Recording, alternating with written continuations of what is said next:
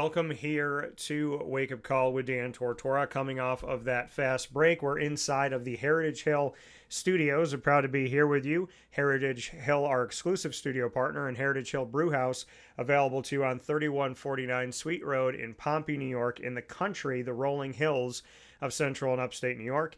And in the hustle and bustle right by Syracuse Hancock International Airport, you'll find Heritage Hill North on 628 South Main Street in North Syracuse, New York, and that's right at Sweetheart Corners. So we appreciate you for supporting Heritage Hill, our proud studio partner. Here in this conversation, we are picture in picture with Paul Caceres, who is here with us in the Bearcat Breakroom in our exclusive multimedia marketing partnership with Binghamton University and those Bearcats. The newly hired Binghamton women's tennis head coach here in the spotlight today. Paul, for the first time ever, I'm really happy and excited to do this. Welcome to Wake Up Call. Thank you, Dan. It's great to be with you.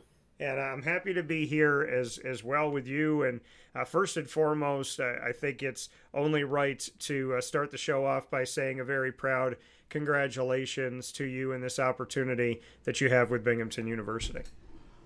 Thank you so much. I'm really excited about this new opportunity.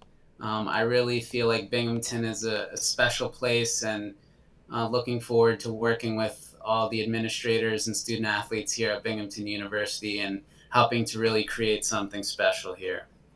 Yeah, and we see on the men's tennis side all the work that has happened and the successes that have happened at Binghamton University. So for you to see what men's tennis has done and now become a part of the women's tennis program, what does that do for you coming to a school where you know that on the tennis courts there has been success sustained within Binghamton University and wanting to raise the level of play on the women's side?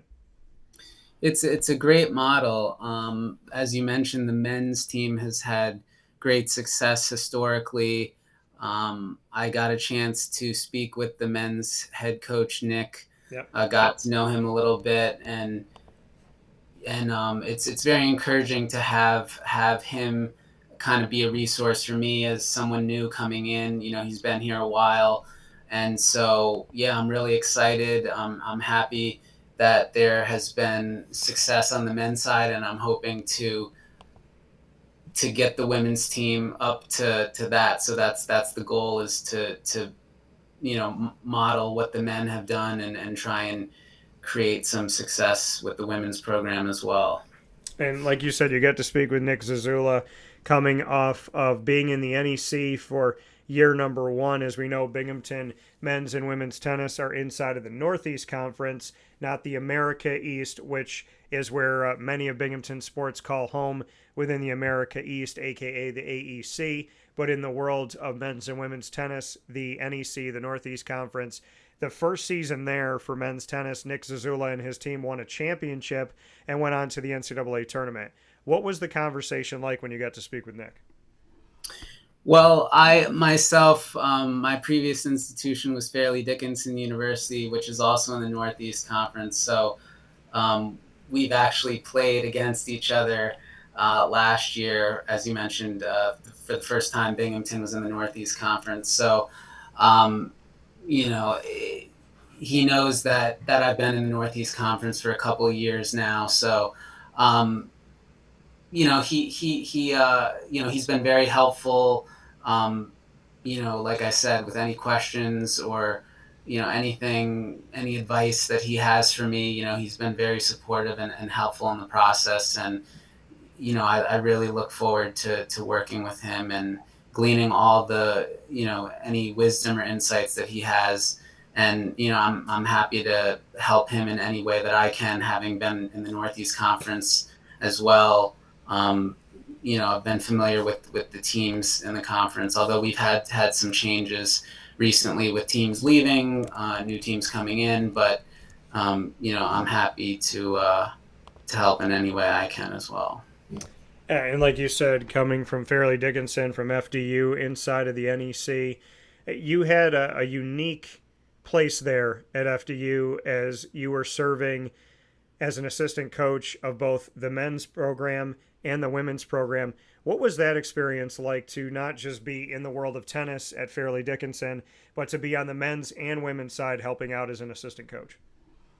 It was a great opportunity to be able to be a part of both programs and get to work with both teams. I really enjoyed my time there at FDU. Enjoyed, working with all of the players and both teams. Even though it was two separate teams, it felt like one big team. We did a lot together at times. Sometimes we would have matches together. So, for instance, if we went to go play LIU, we might have the men's team and the women's team playing simultaneously at the same time. So that was always fun to be able to do things together whenever possible.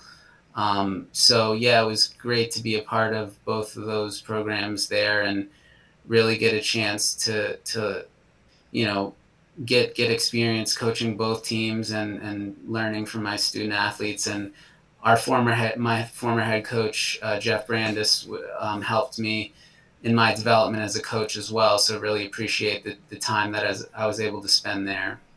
And what did you take away as far as the mentorship from Jeff? What is it that kind of stays with you and is instilled in you as you step forward as a head coach? Well, Coach Jeff has been pretty successful coaching in the past, even before he got to FDU.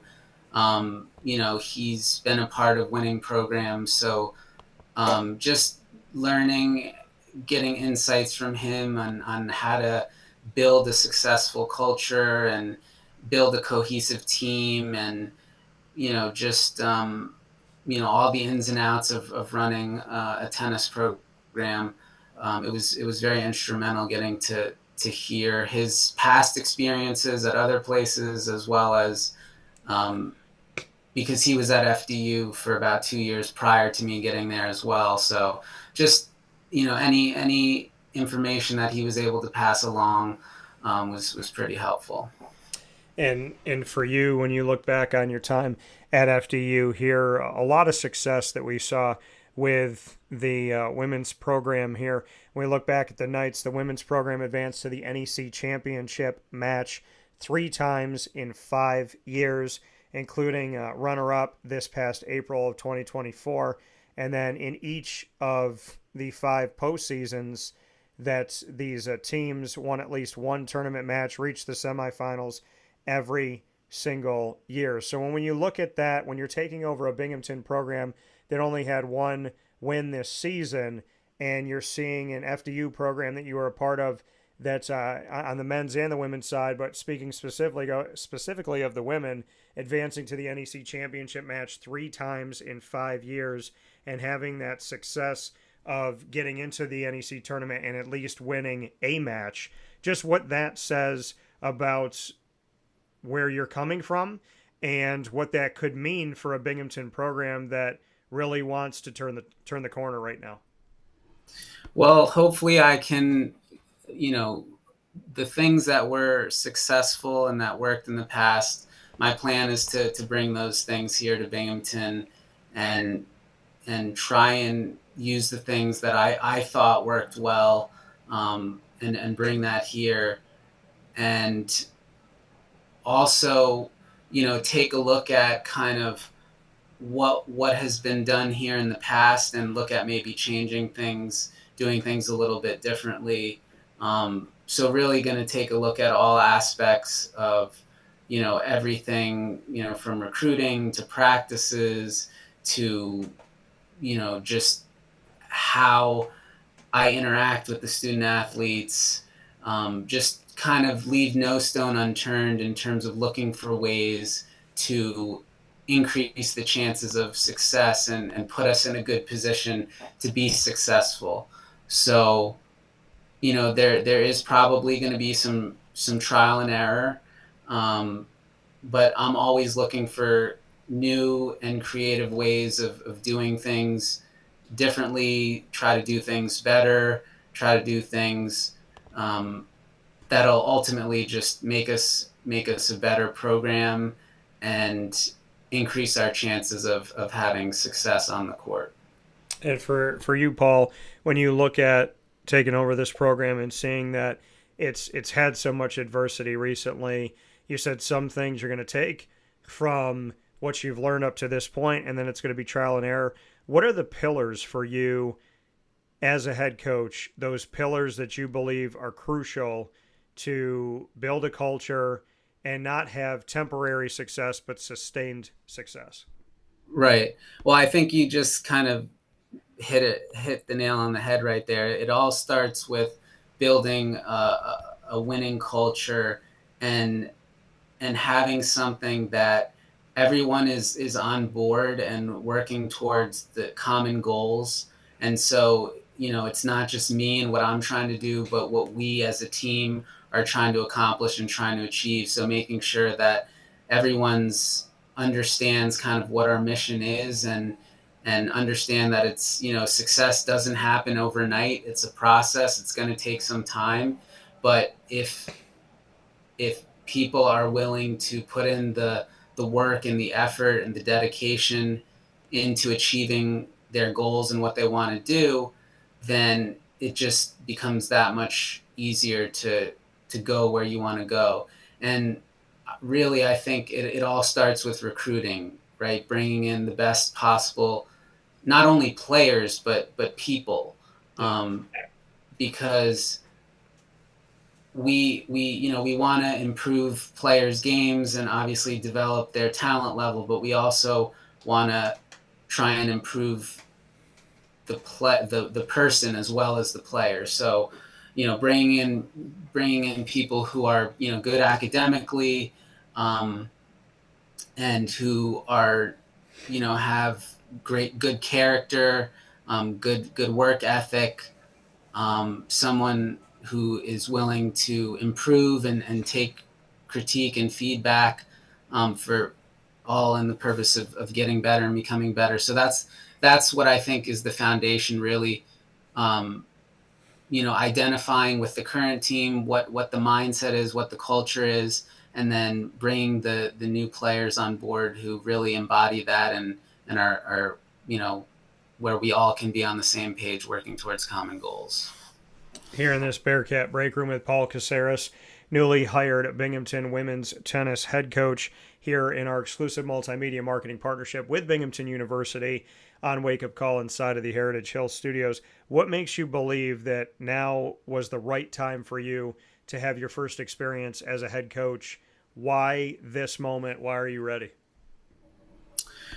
Well, so my position at Fairleigh Dickinson University, well, the assistant coach position at FDU actually got eliminated. Yeah. So I began my search for a new opportunity after that. But I have felt over the years, as I mentioned, that I have, slowly accumulated knowledge and experience. And I do feel that now I am ready to step into that role of becoming a new head coach. And, so I look forward to the new opportunity. And the timing now I feel is right. And actually in Binghamton's case, I think, the time is kind of right for someone to come in and kind of turn things around and move things forward in the Northeast Conference. So I think both timing wise for myself as well as Binghamton, I think it's going to work out well in terms of the timing of it. And as far as your personality and what makes you uniquely you, I think everybody, I've said before, we all have an imprint on this world that only our hands can fill. So, what is the imprint of Paul Caceres? What are we getting at Binghamton with you specifically? Well, I have always been very passionate about the sport of tennis. I love the game. I still play myself competitively, and I've been playing ever since I was 4 years old. Grew up playing tournaments, high school tennis, varsity all 4 years. Then in college, I had a pretty successful college career, so I know what it means to be a student athlete and compete at the college level. And then now being a coach on the other end, I understand kind of behind the scenes what it takes and what's involved to put a team together. And so I've been really blessed and am fortunate to have this opportunity to coach, but just be in the sport of tennis that I love. I wake up every day excited to do what needs to be done, and I just am really grateful for the opportunity that this sport has given me throughout my entire life, and I hope to give my players a great college experience. I know when I played tennis in college, I had a phenomenal experience and really enjoyed it. It flew by way too fast, and then after college tennis was done, I was really missing it and wished I could play more years or go back and do it all again. So I hope to um, instill that great experience for the student athletes here at Binghamton, and hopefully the players will want to continue playing beyond college as well, and still stay connected to the sport and not just you know move on and sort of forget about tennis. So hopefully I can play a role in imparting some of that.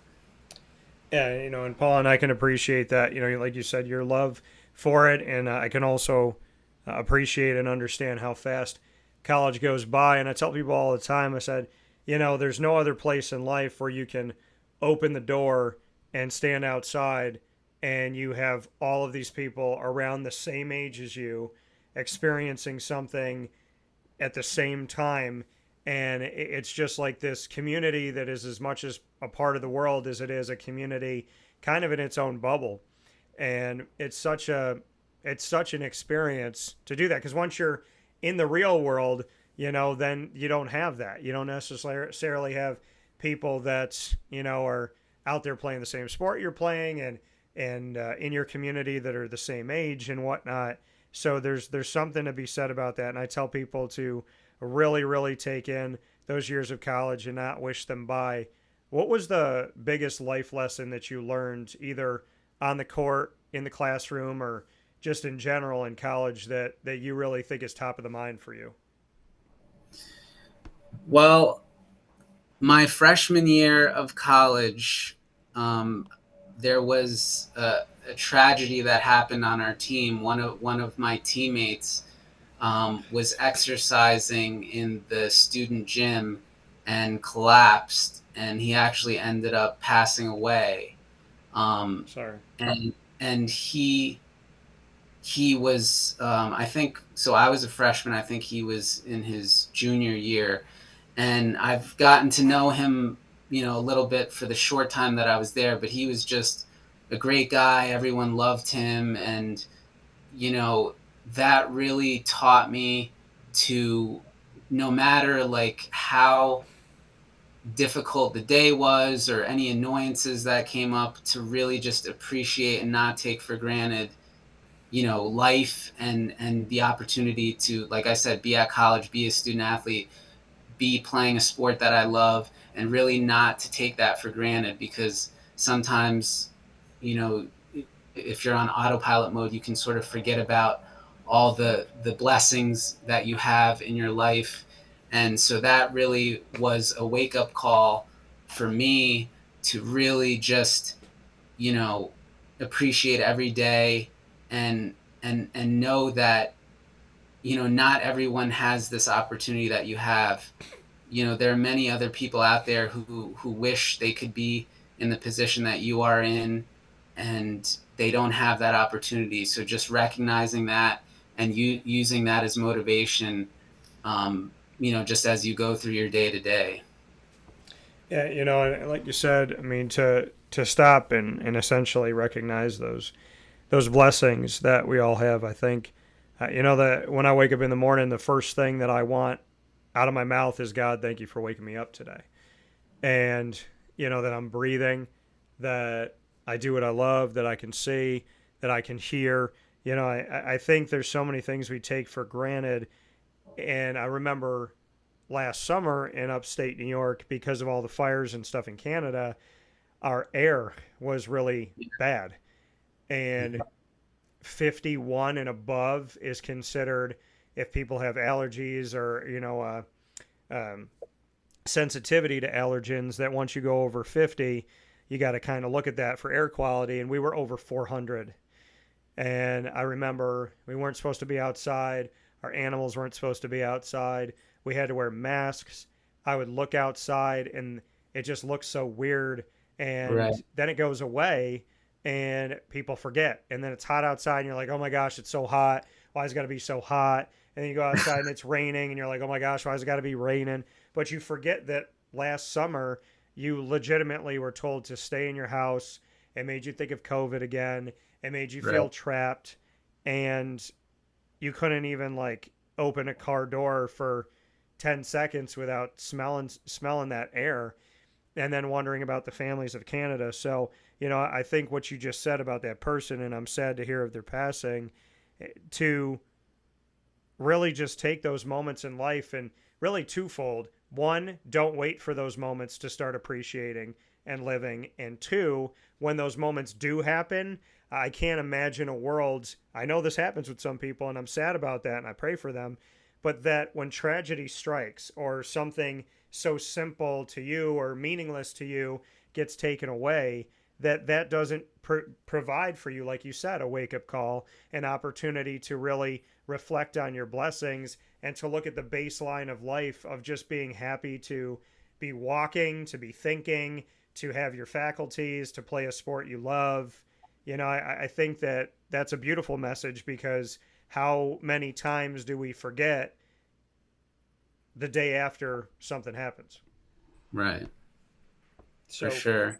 so for you, Paul, when you look at your mentors, you look at your people that have had such a positive effect on you, as you come in to this opportunity of being a head coach for a first time, and the opportunity to build your own team, build your own program, build your own culture and environment. Who do you look to in your life that you feel like has really guided you to become the person you are today? Well, one of so when I was 7 years old, I had my first, I would say, more formal tennis lesson um, with, at the time, this person. His name is Ira Miller. He was actually a coach at FDU back then, who's now considered a legend. He's in the Hall of Fame there. He's had a great coaching career, but he's been with me on my tennis journey, like I said, from when I started playing tournaments all the way up until till now. We're great friends. We still keep in touch up until this day. He's been very instrumental in my development as a junior player, as well as now as a coach. So he's been very influential with me for a very long time. Yeah, and like you said, I mean, having that influence all the way back, being 7 years old, is that when you started to fall in love with the sport of tennis? Did you fall in love with it before then? I mean, would you kind of look at that time period of your life when you really started to find that passion for it, or was it before or after? So, as I mentioned earlier, so I first picked up a racket at about age 4. Yeah. Got kind of more serious starting at like around 7. I think my first tournament was around like 8. My first 10 and under tournament, I think I was around 8 years old.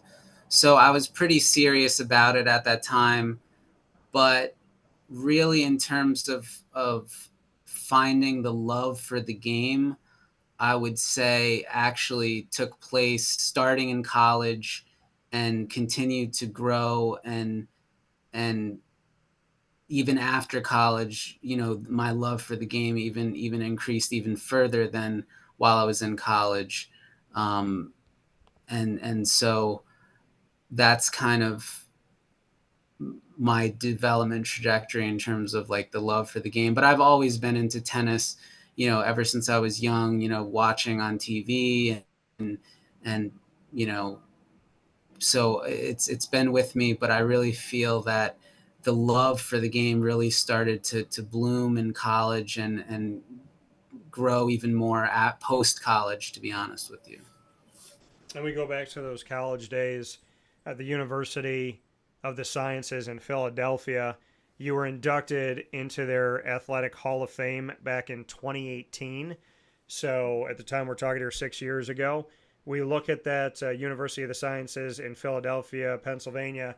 You stated that in college is where that love really came from. First and foremost, congratulations on being a member of their Hall of Fame. Thank you. But when you look back on that and you say that's where my love and that passion came from, what do you think about most fondly when it comes to the University of the Sciences in Philly and just what you took away from that experience?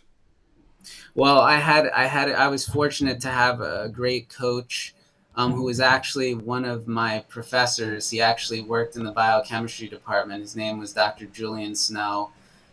Great guy. Um, you know, he was doing it for a while, and I really enjoyed kind of his approach to things. And um, I remember even before I even attended, as a freshman, I went just for a visit, and met him and met the team, and really felt at home there, I would say. Yeah. And it was a great fit for me. Um, Again, considering my major, they had the major I wanted to study, and the level. It was a perfect fit almost in terms of, for me, and kind of what I was looking for between the academics and the athletics. So it was a great experience, being with my teammates there, and some of whom were also the same major as I was, but just everyone there was so warm and welcoming, and you know we had a good experience there. You talk about the great bonding of the academics and athletics at Binghamton University. They were just voted as one of the top 10 public Ivy League institutions in all of America, joining an incredible list of the, Virginias and the Georgia Techs and whatnot of the world. So Yeah. when you look at Binghamton University and what they offer as a Division I institution in sports, and at the same time being a public Ivy League top 10, what does that say based on the experience that you had? And like you said, being challenged in the classroom, being challenged on the tennis court in your collegiate history, now that you're going to be coaching at a school that in the here and now is doing the same thing when it comes to challenging in the classroom and beyond on the fields and courts and pools and tracks and whatnot of life. What does that do for you, and how excited does that make you, knowing that you had an experience that really did challenge you in both worlds? I'm super pumped. I heard the news when it came out, and it just is something to be very proud of. That's such a great accomplishment, and Binghamton has such a strong academic reputation. So that's a great plus. Really, really happy for that distinction. And like I mentioned before, I'm trying to bring in people who are not only good on the court, but are diligent about their studies, and take their academics seriously as well. So that just, I feel like, again, it's a great fit, and it meshes well with what I'm looking for, and the institution's reputation and history. That's just great and super exciting. Before we jump into rapid fire here in this Bearcat break room with Paul Caceres, the newly hired Binghamton women's tennis head coach, in our exclusive multimedia marketing partnership with Binghamton University here on Wake Up Call in the Heritage Hill Studios. Recruiting wise, when you have the team that you have, the student athletes, now some finish up their time eligibility wise, some want to stay, some want to go. When it Mhm. comes to a coaching change, there's that state of limbo. So what can you tell us about the roster upcoming for women's tennis at Binghamton University as far as your recruiting and anything that was left in the cupboard, so to speak? Right. So, um, we are actually looking to add two kind of last minute players to the roster. So currently, I believe we have 9 that are pretty um, like sure about, and then there are 2 that I'm hoping to add on top of that. So we're looking at a total of 11 people on the roster. It's always good to have a few extra bodies in case there's any injuries or anything of that nature. So I'm happy with where the roster size is right now, and of course, for 25, 26, going to be looking to add some more players as well. So, and actually, I'm going to be going to a recruiting camp this weekend. So I know I just started in the job here, but starting right away to recruit as well. So. That's going to be my first recruiting trip of the year. Yeah, and when it comes to that, of interacting with the team, like saying having 9 for this upcoming season and looking to add a couple more, when you look at the makeup of who is already going to be on this roster and then those pieces, what do you think was already there? Like let's throw the win-loss record out the window. What do you think was already there, and of these couple pieces that you're looking for, what was missing? Well, to be honest with you, I know the record in the past hasn't been the greatest, but I mean, just when we played Binghamton last spring, the score line looked lopsided, but I remember saying to myself that there is potential there. Um, so I do think with what we have currently, there's definitely room for improvement, and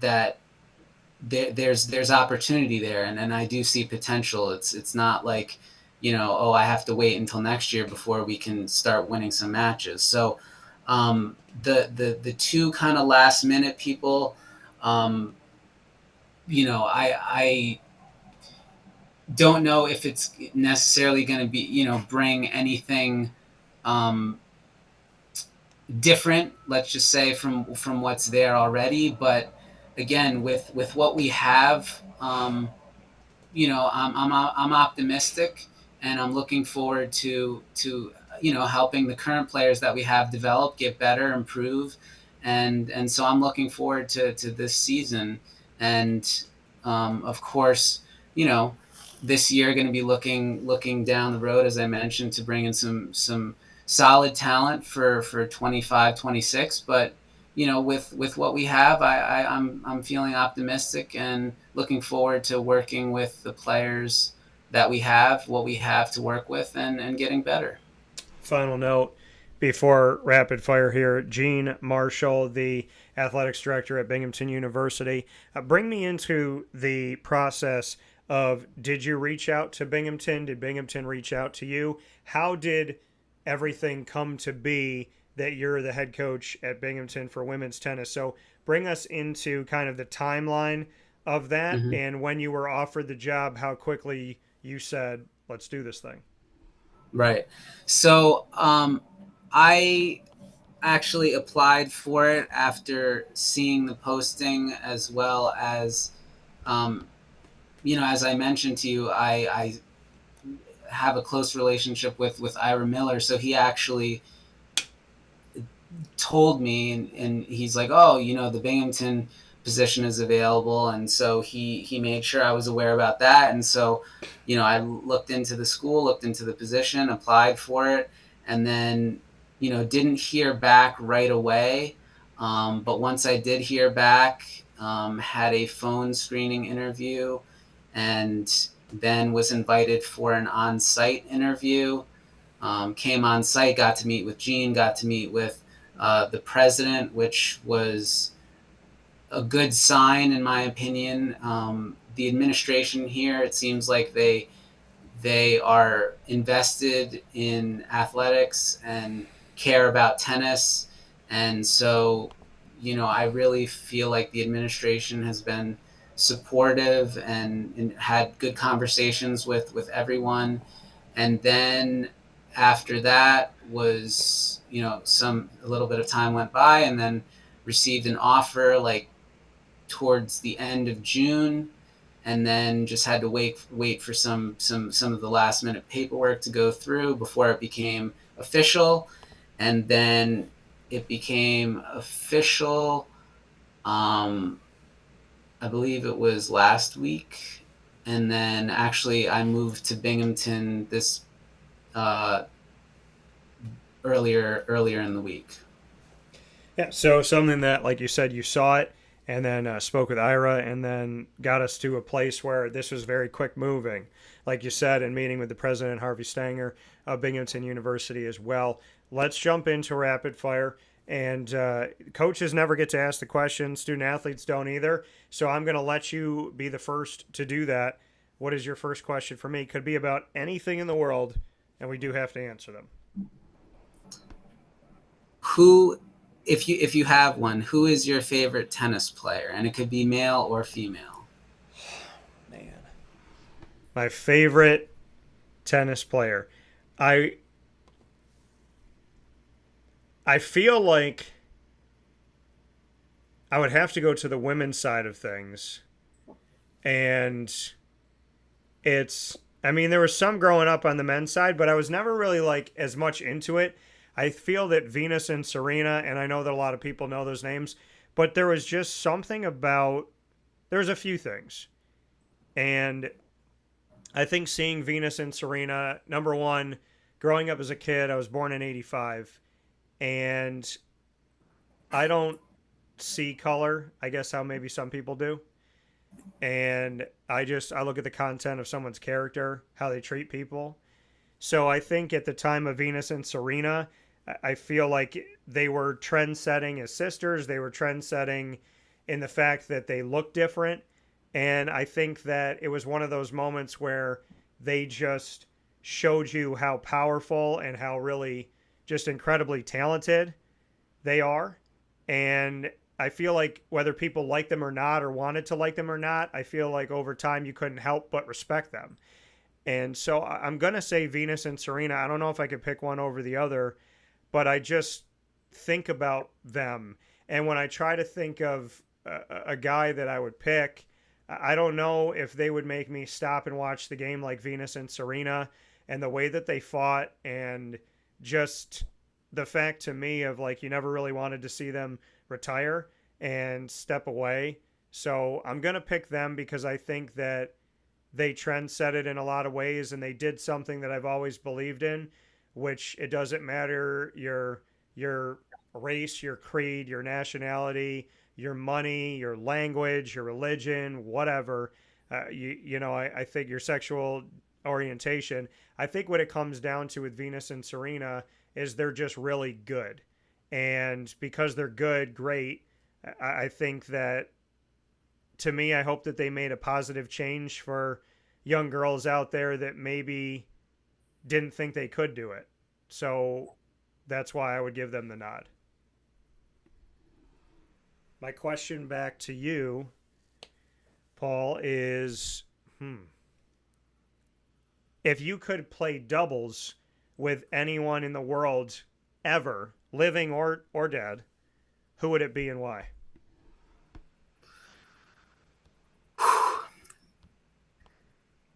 So I'm actually gonna, I think, surprise you with this answer, but Okay. I'm gonna say my Okay. brother Carl. He hasn't come up in this conversation yet, but one of the things that I was lucky to have growing up was a brother similar in age who also played tennis, and I was very fortunate to be able to share the court with him and grow and play with him, and he helped me become the player that I am today, basically.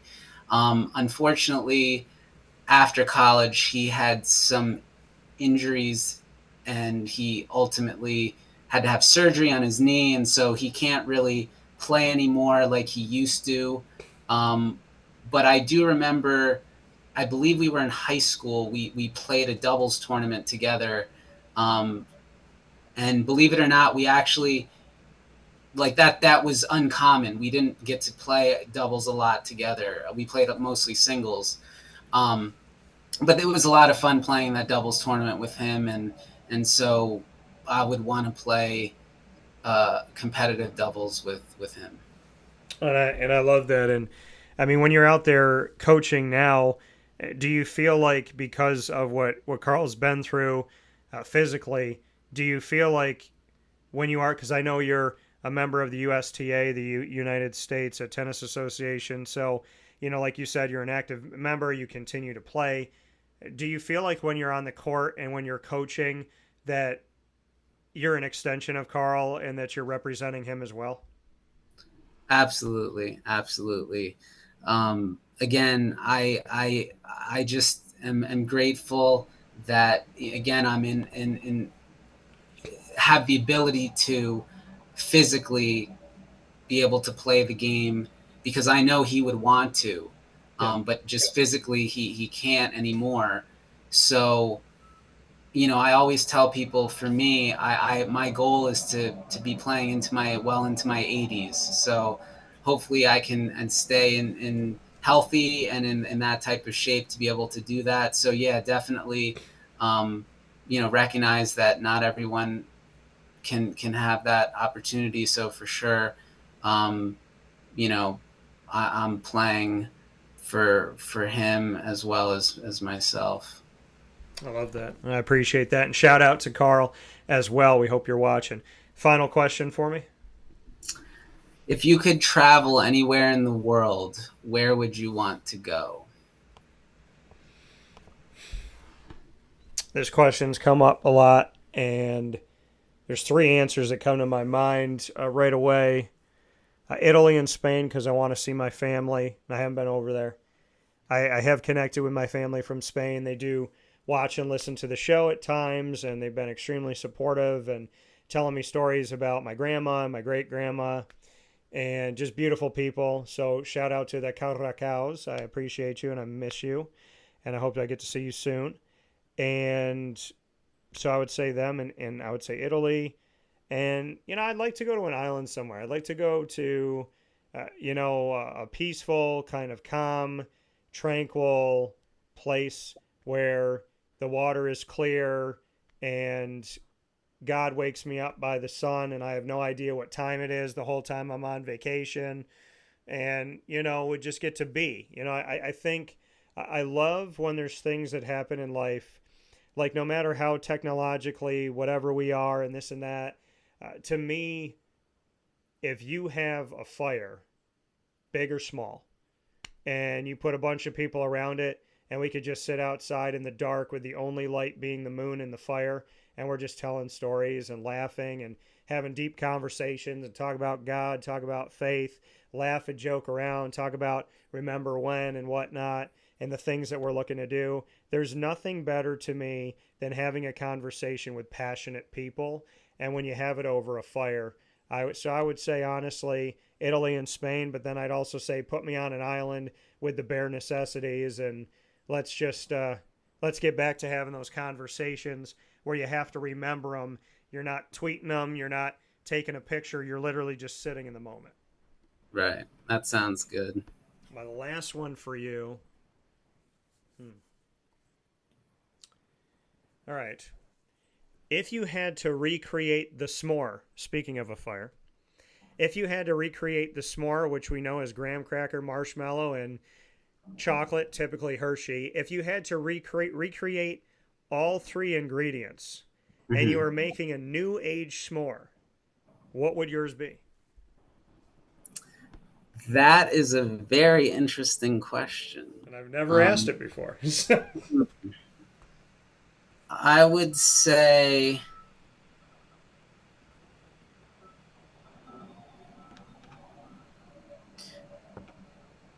so do you know what churros are?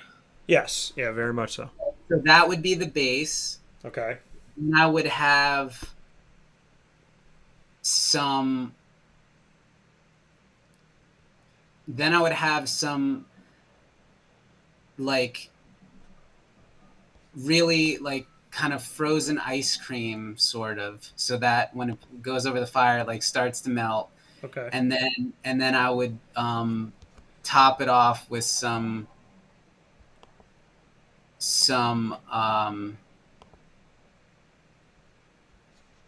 something chocolate related. Okay.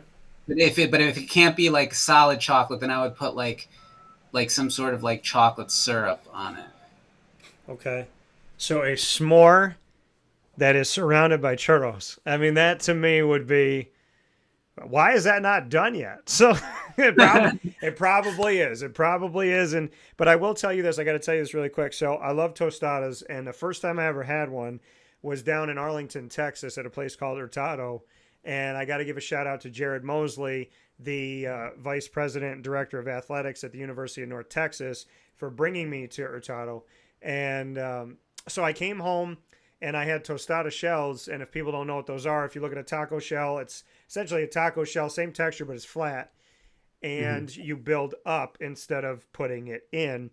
Mm-hmm. And so I didn't have the ingredients to do the tostadas the way that I normally do them, but I wanted peanut butter and fluff. So I stood in my kitchen and I said to myself, I'm about to do something that probably only I and George Lopez have ever done. And it was a tostada, peanut butter, fluff, and hot honey drizzled over it. And people look at me like a, and then they're like, was it good? I said it was awesome. And I laughed to myself in my kitchen. And I did. I said to myself, I go, I feel like only I and George Lopez have ever tried something like this. Most people balk at it when I say peanut butter and fluff on a tostada shell. But the moment I say hot honey, people go, oh, okay. But I will tell you that hot honey is it makes a lot of things good because I like a little kick and I love the sweet. So Right. shout out to Mike's Hot Honey though, because Mike's Hot Honey specifically hits well. But yeah, so if you ever want to learn how to make a tostada with the bare minimum of what's in your cupboard, come over to the house. All So, right. Can I ask you one more question? sure. So since we're talking about food, I know that sometimes you come in the area and meet up with Gene, our athletic director. So since I'm new to the area, where do you guys usually go for food when you come this way and meet with Gene? So I've had the opportunity. Gene and I actually owe each other a lunch, but I had the opportunity to be around the Southern Tier and Binghamton area for many years, and I have a few places that I will go to. There's a diner. I don't know if I think they changed the name of it, but it used to be called the Neptune Diner, and that diner is really good. There's another one down in Binghamton, and the name is escaping me right now. But there's a diner in Binghamton that my like adopted grandpa, so to speak, a grandpa Bill Davies, who's up in heaven now, he would bring me there. And when I came to Binghamton to meet with Gene before our meeting about this partnership, this exclusive multimedia marketing partnership, I got down to Mm-hmm. Binghamton really early. I was like over an hour early, and I went to the diner that my grandpa Bill used to bring me to, and I sat in a booth by myself, and I'm eating, and I looked across from me, and I'm telling you, I saw him there, and Wow. there was something about that moment. So I would say there's like that means a lot to me. There's a lot of good like diner stuff, and there's a place right off of, I'm trying to think of the exit. If you okay, so if you go right off of the Endwell exit, coming off the highway and you get off the Endwell exit and you go off to the right to Endwell and you kind of go up this hill, you go through a light and then another light and at the bottom of the hill and you make a left.